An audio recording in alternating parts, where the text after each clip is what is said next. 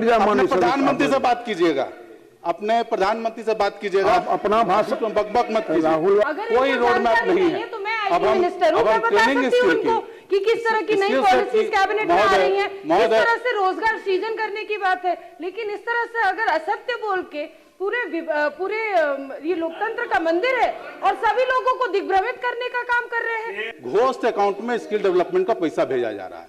Skill development के नाम पर भारत सरकार और बिहार सरकार के द्वारा धांधली की जा रही है। और एजी के रिपोर्ट में मौजूद है, ये मैं नहीं कह रहा हूं, ये आप उनको देख लेना चाहिए था। आपके पास कौन सा स्किल सेट चाहिए आपको, ये आपको रहना चाहिए था विस्तृत जानकारी ना, कि आपको कंबल बनाने वाला चाहिए, कि चरखा बनाने वाला चाहिए, कि टॉयलेट साफ करने वाला चाहिए कि आपने स्किल डेवलपमेंट के नाम पे काम कर दिया लेकिन उन लोगों को रोजगार नहीं मिल रहा है। माननीय मुख्यमंत्री जी के नेतृत्व में मात्र दो हफ्ते पहले मुझे लगता है कि भारत की सबसे बेहतरीन जीसीसी पॉलिसी आई है। वो तो माननीय सदस्य ने पढ़ने का और उसके ऊपर विचार करने का तो बात नहीं रखा। साथ ही साथ जो टेक्नोलॉजी हब बनने जा रहा है उसके बारे में चर्चा नहीं की। अपने 38 जिला में 60 से ज्यादा स्किल डेवलपमेंट सेंटर्स आईटी विभाग के चल रहे, उसकी चर्चा इन्होंने नहीं की। एआई के सेंटर ऑफ एक्सीलेंस की 3 सेंटर ऑफ एक्सीलेंस खुल रहे हैं, उसकी चर्चा इन्होंने नहीं की। आपने क्या कोई कॉम्पिटेंसी मैपिंग की कि इस क्षेत्र में इतने लोगों की इतने रोजगार की आवश्यकता है? तो आपने कुछ इसमें काम किया नहीं, बस स्किल डेवलपमेंट कर दिया। घोस्ट अकाउंट में पैसे भेजे जा रहे हैं, सरकार के पैसे का दुरुपयोग हो रहा है, यही आपकी नीति है। फ्लड आता है, 24 घंटे में फ्लड आके पानी निकल जाता है, जो तबाही करना होता है कर देता है। जहानाबाद में पैसा नहीं मिलता है, नालंदा में पैसा मिल जाता है। अब ये कौन सा फ्लड आता है महोदय कि जहानाबाद से पानी जाता है नालंदा में, लेकिन नालंदा में मिलता है जहानाबाद में। तो माननीय उपाध्यक्ष महोदय, वित्तीय वर्ष 26-27 के आय व्यय पर सरकार के जो आय व्यय समान विमर्श है उसके विरोध में बोलने के लिए खड़ा हुआ हूं। और इसके लिए मैं आपका, हमारे सचेतक और हमारे नेता तेजस्वी जी का विशेष आभार प्रकट करता हूं कि उन्होंने मुझे इस विषय पे बोलने का एक समय दिया है। महोदय, काफी लोग चर्चा में अपनी बात को कह रहे थे, हम लोग भी रिसर्च करते हैं, पढ़ते हैं, देखते हैं। तो एक चैट जीपीटी आजकल एआई सारे लोग यूज कर रहे हैं, तो हमने उसमें बिहार बजट पे विमर्श के लिए लिखा। क्या लिख के आए ये इन लोग को सुन लेना चाहिए। Bihar continues to show strong economic growth while maintaining the lowest per capita income in the India. आप सोच लीजिए, ये एआई आप बैठ जाए। अपने प्रधानमंत्री से बात कीजिएगा, अपने प्रधानमंत्री से बात कीजिएगा, अपना भाषण बकबक मत कीजिए। राहुल, अपना भाषण जारी रखिए। खामियों को रखने के लिए इसमें टोकी नहीं करे माननीय सदस्य, इनको बिहार बजट की खामियों को रखने के लिए मैं इसको 3 प्रमुख विषयों में बांटना चाहता हूं। पहली महिलाएं, दूसरी युवा और तीसरा किसान। माननीय सदस्य, महिला, युवा और किसान, अगर इस चीजों पे सरकार काम कर लेती है तो काम कर रही है। हम सबसे पहले महिला सशक्तिकरण पे बात करना चाहते हैं। महिला सशक्तिकरण की बात करते हैं, आपने देखा होगा जीविका दीदियों के माध्यम से 10-10 हजार रुपया दिया गया। सरकार ने कहा था कि सब लोग को 2-2 लाख रुपया देंगे। आप बजट का प्रावधान देखेंगे, अगर 2-2 लाख रुपया इनको देने की अगर इनकी मंशा होती तो बजट का प्रावधान कम से कम 3,10,000 करोड़ रहता। इतना पैसा देने के लिए कम से कम 5 साल में 60-60 हजार करोड़ रुपया भी बढ़ाते तो मान के चलते कि इनकी मंशा है देने के लिए, लेकिन इनकी कोई मंशा है नहीं। तो इनका जो रोड मैप है वो कहीं दूर दूर तक दिख नहीं रहा है। अब आप ग्रामीण विकास की बात करें, उस विभाग की बात करें तो मात्र बजट 7,000 करोड़ से बढ़ा है। आप 7,000 करोड़ से बढ़ा के 2 लाख रुपया माननीय सदस्य, इसके बारे में इनको विशेष रूप से जानकारी देनी चाहिए। इनका रोड मैप क्या है, क्योंकि पूरा सरकार का इलेक्शन इसी मुद्दे पे लड़ा गया। हम हमारी युवा की बात करते हैं, बेरोजगारी पलायन हमारा सबसे बड़ा मुद्दा है। हर व्यक्ति, हर सदस्य के लोग, उसके क्षेत्र के लोग इस समस्या को झेल रहे हैं। तो सरकारी नौकरी तो संभव नहीं है, ये हम लोग भी मानते हैं, लेकिन आप रोजगार जो देना चाहते हैं तो उसके लिए आपने क्या रोड मैप बना के रखा है? आप औद्योगिक विस्तार करके देना चाहते हैं, कितने, उसको अलग अलग पृथक रूप से इनको अपने बजट में बताना चाहिए था कि इतना 1 करोड़ रोजगार की बात आपने कही है, इतना लाख हम सरकारी नौकरी में देंगे, इतना हम रोजगार सृजन करेंगे, इतना स्वरोजगार होगा, इतना प्राइवेट नौकरी से आएगा। और उन विषयों पर इनको अलग अलग से बात अपनी रखनी चाहिए थी। अब औद्योगिक में ही हमें लगता है कि औद्योगिक का विकास ये कर पाते तो उसमें ये बेहतर काम करते, लेकिन औद्योगिक में इन्होंने किया क्या है? आज देख लीजिए, इथेनॉल का प्लांट इन्होंने बनवाया था, कई प्लांट लगे थे, आज साढ़े 50% कैपेसिटी पे काम कर रहे हैं। क्यों? तो सरकार की पॉलिसी की खामी के चलते।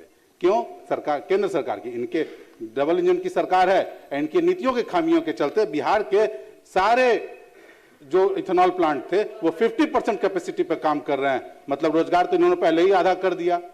तो इस पे इनको एक विशेष अलग से भारत सरकार से बात करना चाहिए था, या इसको अलग से बजट में इसलिए प्रावधान रखना चाहिए था कि वो खरीदे ना खरीदे, हम आपको उतनी पैसा देंगे।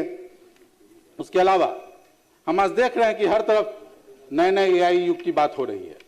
पूरा जो इंडस्ट्री है, आईटी इंडस्ट्री, वो ट्रांजिशन के फेज में जा रहा है। अब ट्रांजिशन के फेज में एआई इंडस्ट्री जा रहा है। हम लोग के पास सबसे बड़ा संसाधन मानव संसाधन है। इस देश में सबसे ज्यादा जनसंख्या हमारे पास है। जो नए युवा वर्ग के लोग हैं, तो सरकार के पास कोई प्लान है कि उनको वो किस तरह से ट्रेन करना चाहते हैं, कैसी ट्रेनिंग देना चाहते हैं कि वो भी जो है रोजगार में आगे बढ़ सकें, उनके पास वो स्किल्स हों, स्किल सेट हों, जिसके ऊपर उनको अलग अलग जगह नौकरियां मिल सकें, या बिहार में ही साइबर सिटी का निर्माण कर सकें। अलग अलग जगहों पे इन्होंने औद्योगिक नीति में करना चाहिए था, लेकिन इनका जो है कोई रोड मैप नहीं है। तो मैं अब हम ट्रेनिंग स्किल कि किस तरह की नई पॉलिसीज कैबिनेट में आ रही हैं, किस तरह से रोजगार सृजन करने की बात है। लेकिन इस तरह से अगर असत्य बोल के पूरे ये लोकतंत्र का मंदिर है और सभी लोगों को दिग्भ्रमित करने का काम कर रहे हैं। माननीय मुख्यमंत्री जी के नेतृत्व में मात्र दो हफ्ते पहले मुझे लगता है कि भारत की सबसे बेहतरीन जीसीसी पॉलिसी आई है। वो तो माननीय सदस्य ने पढ़ने का और उसके ऊपर विचार करने का तो बात नहीं रखा।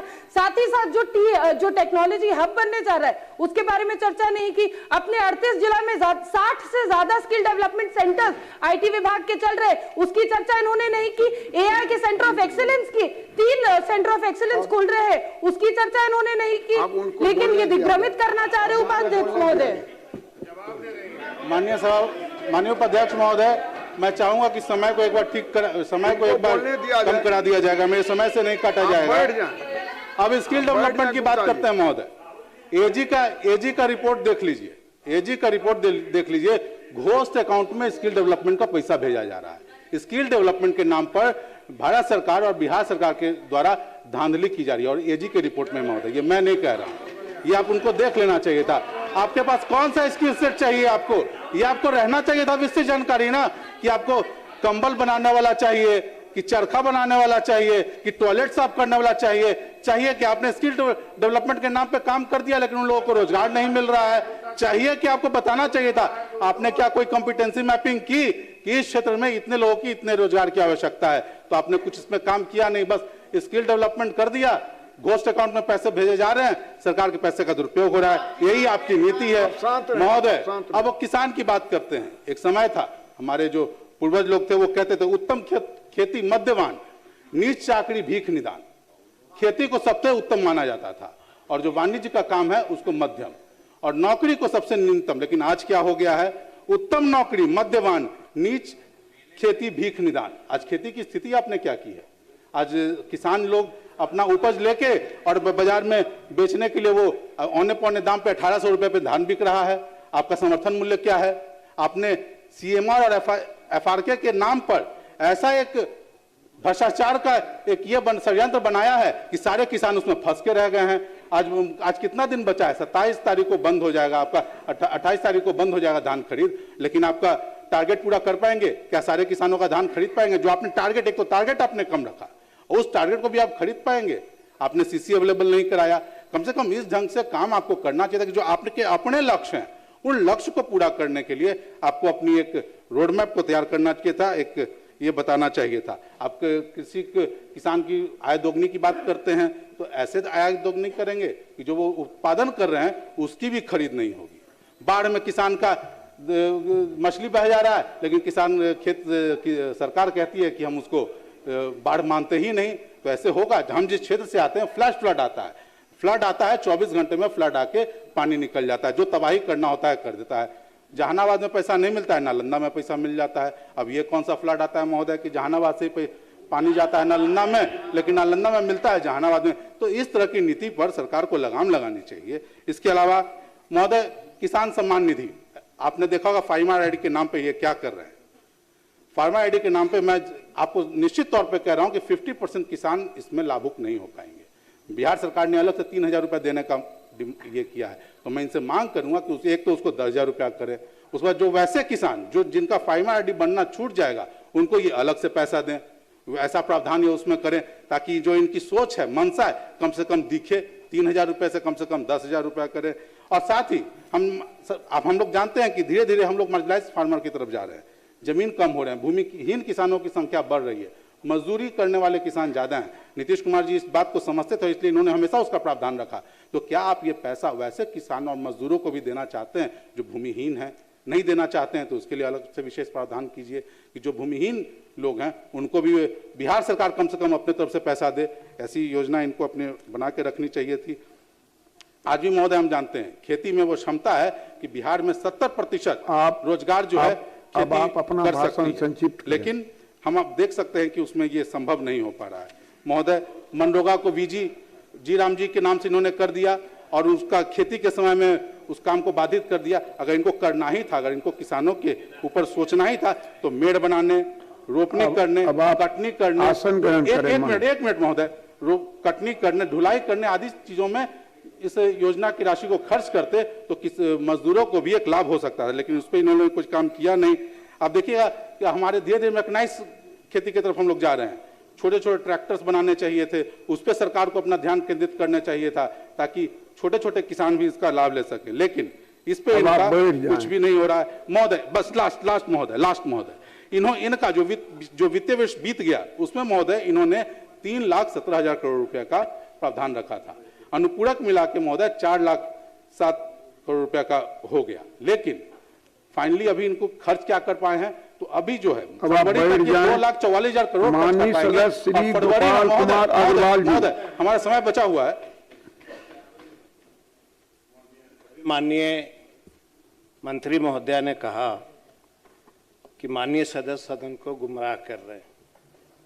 हम उनसे एक आग्रह करते हैं, बिहार में स्किल डेवलपमेंट का जितने ट्रेनिंग सेंटर हैं, जो बच्चे ट्रेनिंग लिए हैं, क्या आपके पास उन बच्चों का मोबाइल नंबर सहित सरकार के पास रिकॉर्ड है? और अगर है तो ये बच्चे, महोदय एक मिनट महोदय, ये बच्चे बिहार में महोदय कहाँ काम कर रहे हैं? आप बैठ जाएं। कागज पे स्किल माननीय सदस्य बैठ जाएं। चल रहा है महोदय। माननीय सदस्य श्री गोपाल कुमार अग्रवाल को गुमराह कर, आपके पास में 15 मिनट का वक्त है। सबसे